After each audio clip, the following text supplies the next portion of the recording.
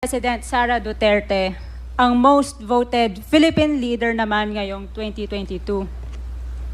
I would like to manifest na gusto ng sambayanang Pilipino ang pagdurog niya sa mga kriminal, durugista at NPA na terorista.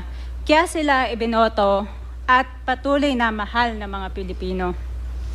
Kaya gusto natin ng patas na hearing.